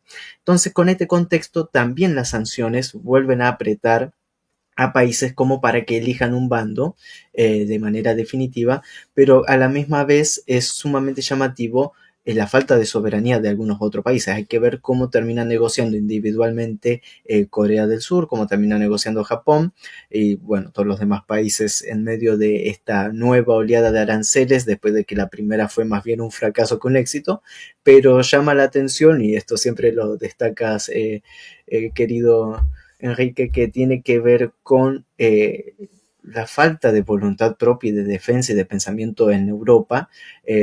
No voy a hablar mucho desde Argentina, porque también acaba de negociar, estaba revisando el teléfono de que acaba de negociar aranceles por abajo de la línea internacional, dice de 10%, que para la paupérrima economía argentina y en medio de una crisis sigue siendo catastrófico. Te ponen el mismo 10% que Yemen, para que nos demos la imagen. Los hutíes pagan lo mismo que pagaría Argentina. Pero yendo a lo que estábamos hablando, la falta de soberanía, la falta de decisiones propias y de defensa que se está viendo en Europa, y cualquiera que lógicamente levante alguna bandera de defensa termina como Calin Ceausescu en Rumania, o otros casos, algunos con mayor suerte mediáticos, otros con menos, que demuestra esta política totalmente implementada de saqueo y pillaje incluso a los propios, para mantener este núcleo, para salvar a la reina, vamos a decirlo de alguna u otra manera, si alguien quiere tomarlo con algún ejemplo de ciencia natural, de lo que son las colmenas de abejas o incluso las hormigas, pues se están comportando como zánganos, de alguna u otra manera, aunque la tarea de los zánganos es noble en la vida natural y cumple un rol. Y quisiera, para redondear, un punto que mencionaba Carlos respecto a que no existen, y que es la gran debilidad en medio de esta transformación global, de sistemas de organismos de defensa. Esto lo propuso Gaddafi en una cumbre que se hizo en la isla de Margarita en el 2008-2009, si mal me equivoco, en Venezuela, sobre la necesidad de crear una SATO. En vez de NATO, SATO, una coalición de defensa sur-sur. En aquel tiempo, lógicamente, no estaban dadas ninguna de las condiciones que tal vez hoy más mal que mal se dan, pero bueno, era una propuesta interesante. Pero existen a nivel regional micro dos grandes organizaciones que nunca hay que olvidarse, porque juegan un rol total y han sido vitales para frenar, por ejemplo, conflicto entre la India y Pakistán, traídos desde el exterior, por cierto, y también han sido fundamental para poner el pie, y dice los Estados Unidos, con Irán no se juega, que creo que es la Organización de Cooperación de Shanghái y la Organización del Tratado de Seguridad Colectiva, los cuales han jugado un rol muy importante para contrarrestar, primero que nada, el separatismo, cualquier capa de terrorismo a nivel Asia Central, sur de Asia, y que juega un papel, aunque está sectorizado en esta región del globo, que no es menor, por cierto, pero que muchas veces no se nos cuentan estas alternativas. Sí se habla mucho de la OTAN, sí se habla bla, bla, bla, pero no se nos habla de estas dos organizaciones que me parecen vital para la estructura de seguridad del mundo multipolar, vamos a decirlo, del sur global, y que con sus errores y con sus aciertos, modificándolo e incluso haciéndolos magnos, pueden jugar un rol sumamente importante. No se pisan entre ellos, es lo otro interesante, ni la Organización del Tratado de Seguridad Colectiva, ni la Organización de Cooperación de Shanghái, vamos a decirlo, se pisan en los diferentes terrenos y en las diferentes actividades que juegan, y siempre creo que es necesario tenerlos en consideración como estructuras alternativas en medio de lo que muchas veces se nos plantea. Más o menos eso como resumen, pero es muy interesante para destacar esta locura de los aranceles, esta locura de la depredación de los propios, y el sálvese quien pueda, que al final termina siendo la ley de la jungla. Bueno, el jardín europeo convertido en jungla de alguna manera, es el máximo predador, es quien tiene la ventaja, y eso parece ser lo que está ocurriendo a nivel global, lo cual también, por cierto, y para hacer un cierre, demuestra que todas las organizaciones que se crearon, la Organización Mundial de Comercio, y todas las vamos a decir, los funcionamientos internos de los mecanismos internos dentro de Naciones Unidas y demás, muestran que ese sistema ya no existe más. Y creo que también las políticas de Donald Trump dejan abierto ese horizonte, de que, vamos, no quiero decir anarquía global, pero dejan abierto de que lo que existía y estaba al menos en los papeles ya ha quedado totalmente desprestigiado, y esto abre las puertas para la construcción de una idea superadora dentro de los márgenes que las diferentes potencias crean conveniente, al tiempo que crean conveniente, porque como todo cambio global y en medio de transformaciones son épocas y son etapas que lógicamente no se dan de la noche a la mañana. Le paso la palabra a Carlos, que siempre complementa un poquito mejor, y como siempre yo digo, dentro de nosotros tres soy el niño de los mandados. Bueno, ¿algo quiere decir Enrique, me parece? No, nada, que de niño nada, hombre, que aprendemos todos de todos, que estamos aquí para Por precisamente eso, supuesto. para ir compartiendo diferentes perspectivas y aprender y darle al me gusta. Ahí os había puesto el mensaje, bueno, le diré, luego le escribiré a Ariel y le diré, mira, en el chat te están echando todos de menos, vuelve ya, que quieren que estés aquí de vuelta. Dadle me gusta. Hoy también las estadísticas pues están claramente por los suelos, o sea, está claramente falseado. Hay casi tantos me gustas como espectadores, lo cual eso no suele pasar. Suele haber como mitad y mitad, o sea, el 50% de los que lo están viendo le dan me gusta o así, y ahora pues, en fin. Ya saben, como también dice nuestro querido Fernando Monagón, que ayer estuvimos aquí con él, el algoritmo nos persigue, denle me gusta. Así que denle me gusta, que si no, que esto crezca. Y ya veremos qué es lo que sucede con el tema estadísticas, porque ya en varios canales repetidamente nos está sucediendo esto. Al final, pues, si no tienes visitas, si no tienes reproducciones, si no apareces, los vídeos te los hacen desaparecer y, bueno, es sabotear el trabajo precisamente de todos los que estamos aquí, tanto hoy compartiendo el espacio de Ariel Umpierre, vuelve, todos en el chat es vuelve, Ariel, vale. Y nada más. Adelante, Carlos. Bueno, decir con respecto a lo que mencionan, ¿no? El ente predator, ¿no? Que ahora se ha convertido en Estados Unidos, pero claro, la perspectiva, al menos por lo que entiendo, ustedes tienen esa visión de que Estados Unidos está, por supuesto, depredando, fagocitando al bloque del occidente colectivo llamado, ¿no? Pero yo creo que incluso dentro del propio Estados Unidos, el mismo Estados Unidos está siendo presa de una depredación anterior incluso, ¿no? Y es que esto creo que muy poco se está hablando y me parece clave decirlo. Dentro de Estados Unidos, como decía hace un momento, las finanzas prácticamente permearon toda la economía, han parasitado la economía real desde el 61 en adelante. Y aquí es importante acordarse de trabajos fundamentales, ¿no? Del profesor Michael Hudson, que él tiene, bueno, pues diversos tratados sobre el asunto, sobre cómo el capital financiero, la deuda privada norteamericana, es la que está justamente, ha crecido de tal manera, nos ha impuesto al mundo entero, ni siquiera su dólar solamente, ¿no? Ni siquiera dólar concreto, real, sino su deuda. Nos está imponiendo la enfermedad de una economía parasitada por las finanzas y que justamente es la que dinamiza y es el motor principal del sistema de guerra que ahora está intentando sanear un poco, digamos, ¿no? Intentar reactivar su enferma economía a través del gasto en defensa, del sistema de guerra, de lo que se llama últimamente keynesianismo militarista, economía de guerra, etcétera, ¿no? Entonces, hay que darse cuenta de eso, ¿no? Que dentro del propio Estados Unidos existe esta predación autofagia, digamos, de sí mismo.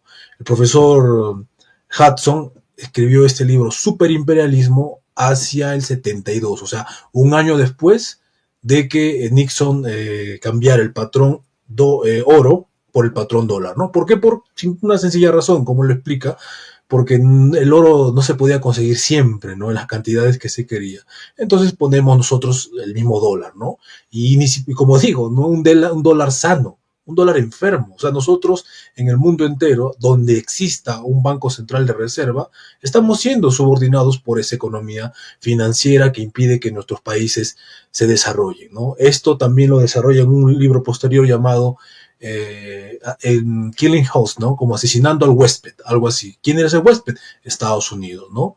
En el 70 ya escribía sobre esto, han pasado más de 30 años y ahora estamos viendo la caída de ese sistema financiero. Eso explica el sistema de guerra que actualmente estamos viviendo. Se habló en más de una ocasión, se habla siempre, incluso uno mismo, ¿no? Siempre hablamos de Trump o de los presidentes o del anterior o del próximo, pero no está mal, ¿no? Pero no es correcto del todo. Nosotros tenemos que ver el tema de una manera estructural. Y lo estructural es entender que justamente Donald Trump no controla Estados Unidos, Biden tampoco controla Estados Unidos y el que venga tampoco va a controlar Estados Unidos. Estados Unidos está haciendo prácticamente una suerte de golem, ¿no? Parasitado por ese sistema financiero que ni siquiera responde a los intereses norteamericanos, del pueblo americano, digamos así, y que, bueno, está propiciando toda esta escalada bélica, ¿no? ¿Por qué? Uno, reactiva esa economía enferma y dos, le posibilita la anulación sistemática de adversarios geopolíticos, como también he venido comentando, ¿no? Esto último también no hay que perder de vista, ¿no? El tema, cómo ha crecido la sensación, incluso en los medios y en diversos centros de opinión de Estados Unidos, dicen que ha crecido la, el sentimiento antisemita, ¿no? Anti-Israel. Bueno, ¿cómo no pueden hacer? Porque si mucha gente ha votado por Trump, su movimiento, el que lo lleva al poder, votan por un discurso, una narrativa que no tiene nada que ver con lo que se está haciendo hoy en día. Yo creo que Trump es un personaje, claro, es para analizarlo, y yo creo que está presionado por un sector, justamente que es su electorado, que no quiere quedar tan mal, pero al mismo tiempo no quiere quedar tan mal con ese denominado Estado profundo, que es fundamentalmente un conglomerado de intereses financieros, armamentísticos, etcétera, y que tienen una expresión muy concreta en lo que es el denominado lobby israelí, ¿no? Por decir algo, lo más, la punta del iceberg. De esto alguna vez el profesor John Mearsheimer, el profesor Stephen Walt, ¿no? Escribieron hacia el 2007 ese texto y que a estas alturas es absolutamente vigente, el lobby israelí, ¿no? Ahí explican cómo Estados Unidos, en lugar de hacer primar criterios estratégicos, hace primar criterios de sabe Dios qué cosa, porque ¿cómo le va a convenir entrometerse en guerras en Oriente Medio a nombre de un país que prácticamente solamente con él tiene ese vínculo, ¿no? Israel es el país más privilegiado en todas las relaciones que puedas tener Estados Unidos en el mundo, ¿no? Por Israel se van a la guerra, como dije una vez, a mucha gente le chocó. Israel no es Ucrania, por supuesto que no es Ucrania, ¿no? A los ucranianos nunca le importaron a nadie, de lo contrario nunca hubieran permitido que se inmole contra la Federación Rusa, pero Israel es otra cosa, ¿no? Con Israel existe un vínculo existencial cuasi espiritual. No olvidemos que dentro del propio Estados Unidos los llamados neoconservadores, Victoria Nuland, Robert Kagan, Wolfowitz, Bolton, entre otras personalidades, son adeptos a ese mantra que dice efectivamente que Israel al final de los tiempos, después de una gran turbulencia, gobernará el mundo, ¿no? Entonces, o sea, es todo un tema, un pensamiento mágico que guía la política exterior norteamericana. No lo guía, digamos, un patrón de análisis frío, estratégico, ¿no? Sino asuntos de este tipo. Volviendo al tema de defensa, ¿no? Yo creo que eso va a ser fundamental, ¿no? En un contexto donde Occidente, como se ve, no quiere negociar de ninguna manera, está en una posición cada vez más confrontativa.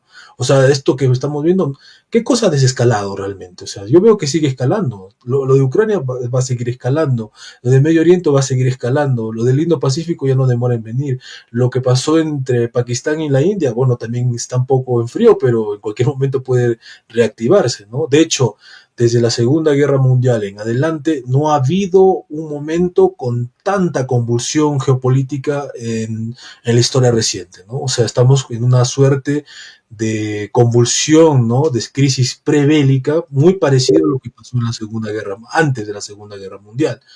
El panorama está bastante inquietante. Claro, como analistas es interesante, ¿no? Pero al mismo tiempo uno que tiene cierta perspectiva, ¿no? Moral, ¿no? Digamos, se siente un poco preocupado, ¿no? Por esta situación que va a involucrar al mundo entero.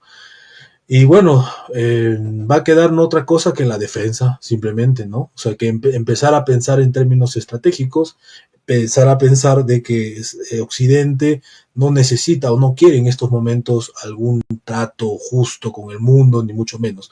Está siendo parasitado desde adentro por sus propias estructuras financieras que poco o nada tienen que ver con su población, con su pueblo, porque no tienen bandera esta gente, y al mismo tiempo esa situación interna está obligando a que se parasite al resto de los demás miembros del llamado occidente colectivo. Entonces estamos viendo una espiral, ¿no? Donde la deuda está fomentando todo ese sistema de guerra, todos estos procesos polemógenos, pero como dije hace un momento, no estamos en el siglo XX, estamos en el siglo XXI, donde las capacidades de destrucción masiva son perfectamente reales, ¿no? Bueno, esperemos que se logre de una forma u otra sortear este episodio y ya vemos que el mundo multipolar no va a nacer con trompetas ni con bombos precisamente, ¿no? Están haciendo con misiles, con bombas, con, bueno, con movimientos bélicos bastante preocupantes. Pues mira, si os parece ya terminamos con la última ronda. Os doy unos cuantos pases porque lamento que por la parte técnica nos pueda poner las fotos. Es que son un despipolle, pero bueno. Es un cartel gigantesco con la cara de Trump, con la cara de Al-Julani diciendo que es que es difícil hasta de leerlo. Líderes fuertes hacen la paz. El pueblo sirio te lo agradece. Y sale la cara de Al-Julani con la de Trump en una pancarta gigantesca. De hecho, esa nota viene de periodista de Sputnik, periodista ruso, Víctor Ternovsky, que seguro que muchos conocéis. Dice, el nuevo líder de la Siria libre y democrática, entre comillas, Al-Jolani, se suma al fan club de Donald Trump, donde rivaliza con figuras como el secretario general de la OTAN, Mark Rutte, o el primer ministro israelí, Benjamin Netanyahu. Pero anteriormente, Middle East Spectator nos informaba, ya que Carlos estabas comentando de las guerras que están por venir precisamente ahí, en la zona de Asia Occidental es un hervidero de posibilidades, por desgracia. Dice, según Al-Mayadin, el presidente sirio, yo lo llamo el autopercibido presidente sirio, Ahmad al-Shara, antes conocido como Abu Muhammad al-Julani, ha aceptado renunciar a los Altos del Golán a cambio de la normalización con Israel. Además, como parte del acuerdo de normalización, se establecerán zonas tampón en el sur de Siria, incluidas Al-Quneitra, As-Subaida y Daraa. Dentro de esas zonas se evacuarán todas las armas y equipos pesados pertenecientes al ejército sirio, dirigidos por el HTS, Hayat Tahrir al-Sham, y las unidades del ejército y la policía sirios estacionados en estas regiones solo podrán llevar armamento ligero. Estas exigencias fueron transmitidas por Israel durante las reuniones confidenciales mantenidas con Siria durante las últimas semanas. Un empresario sirio actuando en nombre de al-Shara habría acudido hoy a la Knesset, al Parlamento israelí, y habría transmitido la aceptación por la parte siria de esos términos. Esto lo digo porque precisamente me gustaría terminar con un tema que a todos nos duele, y es precisamente ese gesidio. Ya sabes que en YouTube no es mucho de ciertas palabras. Gesidio, la franja de G, todo lo que sigue aconteciendo. El plan de Netanyahu sigue siendo, de Netanyahu y de su camarilla sigue siendo el mismo. Hay que echarlos a todos. O sea, acuerdo de alto el fuego, 60 días para traer a los rehenes y echarlos a todos. O sea, su manera de conseguir la paz es limpieza étnica. Me quito, como suelo decir mucho, los indios y vaqueros, pero en vez del salvaje oeste de una zona concreta de Estados Unidos, el salvaje oeste es el mundo entero. Los vaqueros son Estados Unidos y sus colegas israelíes, y los indios somos todos los demás. Y si los indios molestan, hay que, pues eso, moricionarlos o expulsarlos y calificarlo de emigración voluntaria o de reasentamiento voluntario para que esa gente que vive entre ruinas pues viva en una zona de prosperidad. la parte de ¿y por qué viven entre ruinas y por qué no pueden vivir en su país? Esa la quitan de la narrativa porque generaría, pues eso, preguntas de ruido, claro. El mensaje que quieren lanzar es no, los vaqueros del siglo XXI son gente súper buena, súper razonable y lo que quieren es el bienestar global. Bueno, y el que no se lo crea, que reviente. La cuestión con Siria, esa normalización llevaría, por supuesto, a que Siria desaparezca en su parte sur, socavamiento total de la estatalidad de los estados y la demostración de que hay un estado en expansión constante, que es el Estado de Israel, en expansión desde su nacimiento y que además está movido y promovido por una ideología expansionista, por ese sionismo, que cada vez demuestra que tiene muy poco que ver con una parte religiosa judía, sino que es un... Estoy buscando el eufemismo más oportuno, que no quiero que haya strikes y cosas. Es una camarilla sanguinaria que finge ser de una religión, pero es de un culto sanguinario, que quiere tener unas fronteras, que quiere tener un territorio y que se ha montado, palabra clave, su escatología. Hay que derrumbar, hay que quitar la mezquita de Al-Aqsa, construir el tercer templo, vendrá el Mesías y nosotros seremos los pastores que gobiernen el rebaño global, con vara de hierro. Pues vale, y con esa mentalidad ahí siguen expandiéndose, siguen expulsando a los palestinos, no solo de la franja de G, también de Cisjordania, porque sobre el tablero está lo que el visionista le dice a Trump. Trump, ahora me vas a dar la zona C de Cisjordania, que por cierto es la más grande y es la que controla Israel. Luego quedarían, ¿el qué? Pequeños enclaves palestinos dentro de Cisjordania. Y por supuesto intentar expandirlo hacia el norte, contra Siria, contra Líbano. En el caso de Siria se derrumbó el gobierno de Al-Assad y consiguieron poner a su chico, a su, bueno, literalmente a su empleado, al que tenían en otro tiempo amenazado, al que ha pasado por todos los peores tugurios terroristas de Oriente Medio, desde Al-Qaeda, Estado Islámico frente al Nusra y ahora Hayat Tahrir al-Sham, que Estados Unidos, recordemos, esta semana le ha quitado la designación de grupo terrorista. Oye, pues no negociamos con terroristas. ¿Esos son terroristas? Pues ya no lo son. Así podemos negociar con ellos porque ya no son terroristas. Es la magia botagia de Donald Trump, nuestro naranjito global y con pistolas. En fin, con esto quería terminar y quería pasaros ya el testigo para la última ronda en definitiva y más allá del humor que le intentamos poner, oigan, que no es nada fácil estar todos los días viendo noticias y viendo de cómo hay elementos de ese estado criminal que se dedican a masacrar civiles, que se dedican a jugar a tenéis que venir hasta aquí que os vamos a repartir comida. Ah, sí, venga, hay que caminar mucho, pero vamos, estamos que nos morimos de hambre. Y llegan y los acribillan a tiros. Y luego, como esto pasa totalmente desapercibido en el caso de Europa, es como, ah, no sé, ha pasado algo. O simplemente han muerto. ¿Y de qué? De muerte. ¿De muerte de qué? ¿Se murieron de risa? ¿Se murieron de qué? Se murieron porque alguien les acribilló a balazos. Claro, pero eso sería preguntarse, y bueno, entonces, ¿quién lo hizo? Y sería hacerse más preguntas y decir, oigan, pero entonces, ¿esto qué es? O sea, nos estaban diciendo, nos estaban vendiendo la película de que estaban luchando contra los criminales terroristas de Hamas. Dices, sí, esos eran un grupo terrorista, pero coño, lo que tenemos delante es una entidad criminal en sí misma, que se dedica a martirizar palestinos, civiles palestinos, que se dedica a jugar con ellos, a llevarlos, se va a entregar en tal sitio, ala, vengan hasta aquí. Y según llegan, acribillarlos.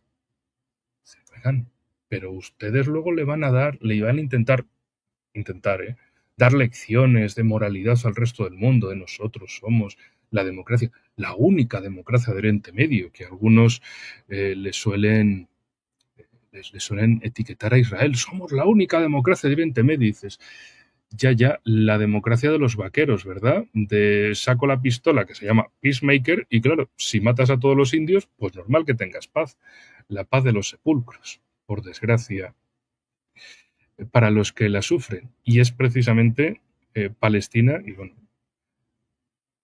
guiño, guiño, Tadeo, sabes que colegas son de Palestina, causa de la nación, y que a pesar de los bombazos que se llevan de vuelta, ellos dicen, aquí por cojones resistimos porque resistimos por una causa justa, y que hicieron precisamente, a pesar de ser la parte más pobre del país más pobre del mundo árabe, guiño, guiño, si quieres comentarlo más, pues ellos dicen, no, vamos con todo porque Palestina es la causa nuestra también. Y si hay una injusticia, nosotros vamos a defender esa causa. Y si hay martirio de vuelta, se sigue luchando. Y con esto, adelante. Bien, estamos hablando, estabas haciendo referencia a la noble nación República de Yemen, el cual se ha puesto en la vanguardia de la defensa de sus hermanos palestinos. Hay un dicho dentro del mundo islámico que decía que cuando alguien pierda la fe tenía que mirar hacia Yemen, y creo que eso, si lo entendiera en la gran nación árabe, tendría que razonar y mirar el ejemplo de Yemen. Más allá del bloqueo, guerra continua, tratar de dividir al país y demás, ahí está, una nación soberana que defiende a sus hermanos, y vaya que le ha dado muchos dolores de cabeza a la entidad sionista, incluso hace menos de 24 horas, volándole y respetando la legislación internacional, valga la pena recalcarlo, de tomar la nave, un barco petrolero de comercio que había estado en aguas israelíes, evacuar a la tripulación y volarlo, bueno, más que volarlo, hundirlo en el fondo del Mar Rojo. Creo que es una nación, por más que se diga y esté categorizada de terrorista, vaya paradoja, aquel que jugaba al fútbol con cabezas de cristianos, al Golani, que por cierto, al Golani, al Jolani, montes, toda la zona de del Alto de los Golán, ahora tal vez podría reclamar doble ciudadanía si termina de firmar algunos acuerdos. No es terrorista, esa persona no es terrorista, su gobierno, el HTC, ya no es terrorista, se puso la corbata, se afeitó un poquito y quedó bien, pero los hutíes que defienden a sus hermanos, que defienden a su país, que defienden su modelo milenial civilizatorio, esos son terroristas. Bueno, para tener en cuenta también, Yemen, no más de 4.000, 5.000 años de historia encima, el gran reino de Sabá, la conexión del cuerno del África en el sur, comercio, perlas, y la ruta de la sede de las especies también llegaban hasta allí. Las primeras represas registradas a nivel mundial están también en Yemen. No son cualquier persona. Yo personalmente siempre trato de decirlo, yo soy cristiano, y lo que ha sucedido en Siria nos duele en la línea de flotación a todos, porque un país laico, funcional, en los cuales se respetaban todas las creencias y en los cuales había, vamos a decirlo, una paz, un oasis para los cristianos en la región, totalmente ha sido destruido. Y para comenzar, al-Golani comienza su mandato, su pseudo mandato en Siria, con una gran operación en todas las regiones costeras de Siria, haciendo prácticamente una limpieza étnica en contra de los cristianos, dejando no menos de 10.000 civiles muertos. Vaya coincidencia que también el primer objetivo de bombardear Israel en la franja de G fue la iglesia de San Porfirio, dejando decenas de cristianos muertos, y que gran parte de la población que muere en la franja de G son cristianos, y se han tomado el lujo de destruir y demoler uno por uno los diferentes templos que estaban ahí de hace siglos y siglos. Y más pese a, bueno, que Hamas es una organización terrorista y demás, los cristianos estaban ahí, no se los tocaba. Hay muchas cuestiones muy interesantes para analizar respecto a por qué también, si escalamos incluso tal vez yéndonos de lo geopolítico y también hacia lo espiritual, también vemos que hay una política clara, destructiva, porque también el cristianismo en sus diferentes vertientes puede significar, al menos las que no han sido contaminadas por el occidentalismo, pueden significar rastros de civilización y de lo que significa un sentido de comunidad, un sentido de construcción, cuando del otro lado se propone la destrucción como política.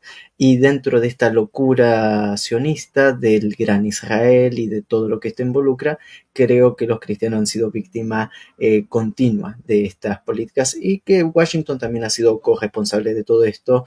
Y a mí me gusta mencionar incluso a los cristianos del Valle del Nínive y los cristianos caldeos de la Irak que vivían con Saddam Hussein sin ningún problema y que de 2 millones de cristianos en la Irak de Saddam Hussein en la actualidad quedan menos de 300.000. Bueno, observemos también algunos detalles para tener en consideración.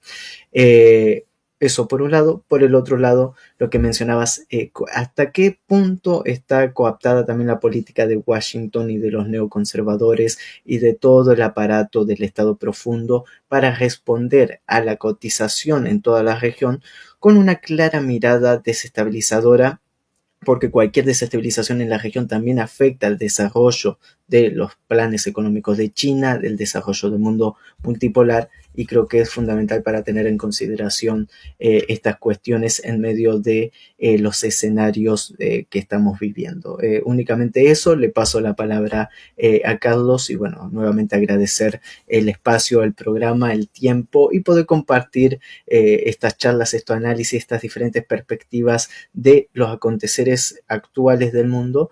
Y bueno, siempre quisiéramos dar buenas noticias, pero hay que decir la verdad y bueno, rescatar como siempre nuestro compromiso con la verdad. Bueno, decir hacia el 2012 se atribuye que Henry Kissinger dijo algo nada grato para Israel, ¿no? Hacia el 2012 supuestamente Henry Kissinger, según una periodista norteamericana que lo cita, Israel tendría que dejar de existir en menos de 10 años, una década, o aproximadamente en una década. Eso lo dijo el 2012, ¿no? Bueno, de ahí salió su equipo, de Kissinger, ¿no? Diciendo que no, que ha habido un malentendido, que él no dijo eso. Sea como sea, lo único que podemos ver son los hechos, la realidad. Y la realidad es que la situación para Israel en Oriente Medio se está tornando cada vez más compleja.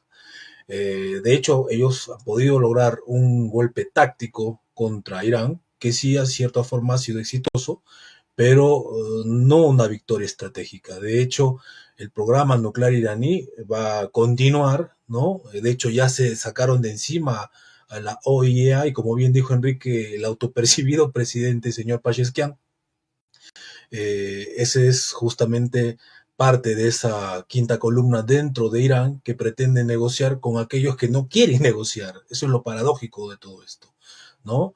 Entonces Israel está empezando a tener un problema o problemas grandes, múltiples, en una región donde su histórica y tan vapuleada superioridad militar defensiva ha quedado más que en entredicho con los últimos, la contraofensiva iraní, ¿verdad? O sea, eso ha quedado, el Pentágono, los servicios de inteligencia occidentales saben perfectamente qué es lo que han hecho los iraníes dentro de Israel y que ellos pueden mantener una guerra, perdón, de largo aliento, ¿no? De fases prolongadas, de desgaste. Israel no creo que tenga esa condición, al igual que el mismo Occidente, tampoco tiene esas condiciones. Están acostumbrados básicamente a operaciones tácticas, bombardeos, invasiones, como habitualmente se ha visto, pero eso no se lo van a poder hacer Irán, que es una potencia regional, una potencia revisionista importante en Medio Oriente, con 4.000 años de historia absolutamente arraigados a su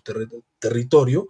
Y bueno, en un momento dado, Israel va a tener, ya está empezando a tener esos problemas que menciono, y incluso algunos expertos hablan de que actualmente Israel está viviendo su momento estratégico, el momento estratégico de Israel, o sea, intentar a toda costa de prevalecer en Medio Oriente o en su defecto y lamentablemente para ellos dejar de existir como Estado.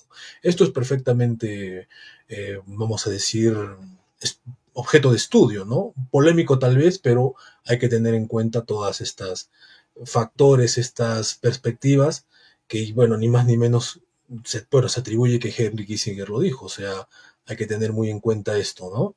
Y bueno, siempre apoyando, ¿no? Por lo menos espiritualmente al pueblo palestino, que tanto ha sufrido estos males por más de 80 años, el abuso, el exterminio, el genocidio sistemático contra la población civil.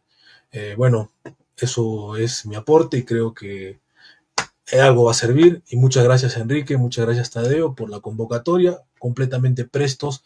Y por supuesto enviar un gran saludo y un agradecimiento por la apertura a nuestro amigo Ariel Umpierres. Pues esperemos que el próximo programa estéis ahí, o estemos ya 4 bandas con Ariel. Mañana, en el chat preguntan, mañana habrá programa con Juan Antonio Aguilar. Me tendréis a mí otra vez, subcontratado por así decirlo, y estará Juan Antonio Aguilar. Así que mañana denle like, denle me gusta, que el algoritmo nos persigue a este programa y a todos los que vienen, que están muchos por venir, porque ya saben que la geopolítica no descansa, a veces cansa, pero nosotros aquí seguimos al pie de lo que haya. Carlos, Tadeo, muchísimas gracias por todo el tiempo y los conocimientos que nos habéis brindado a todos, y seguimos porque no queda otra. Así que cuídense mucho, ustedes dos, todos los que nos habéis estado viendo, a pesar de que las estadísticas hoy hayan sido raras, extrañas, sospechosas, pero muchas gracias por todos los que estáis ahí. Mañana más y mejor, y cuídense mucho por la cuenta y la falta que nos hace a todos. Hasta la próxima, amigos. Hasta la próxima.